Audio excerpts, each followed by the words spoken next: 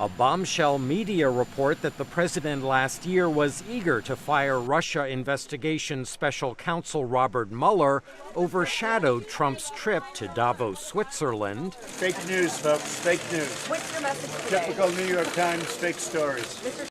And is sparking renewed calls for legislation to protect Mueller from any presidential order dismissing him. If this president decides to move against that special counsel, it could erode the rule of law in this country in a way that would be a devastating blow. Some Republican lawmakers agree.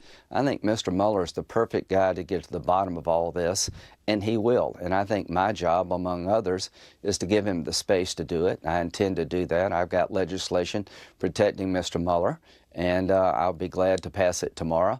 Graham has been at the center of bipartisan negotiations on immigration, including the fate of hundreds of thousands of undocumented immigrants brought to America as children who could be at risk of deportation in March. There's so much interest in fixing this problem. The president's made a credible proposal. We're going to get there. We're going to give a pathway to citizenship for 1.8 million dreamers who have been well vetted. We're going to do something substantial on the border. The administration wants to enhance barriers along the U.S.-Mexico border and to reform legal immigration.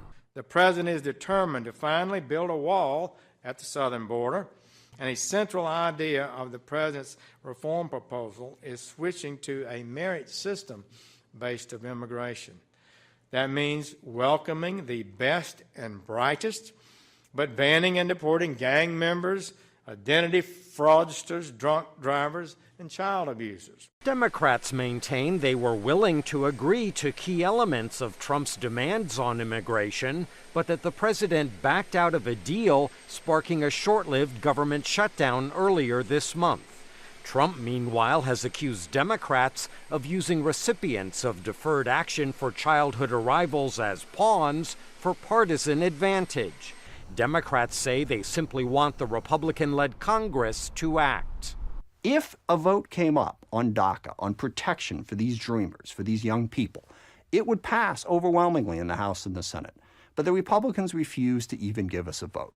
The White House is releasing its immigration reform blueprint as lawmakers of both parties race against the clock to strike a deal before U.S. government funding expires once again on February 8th. Michael Bowman, VOA News, Washington.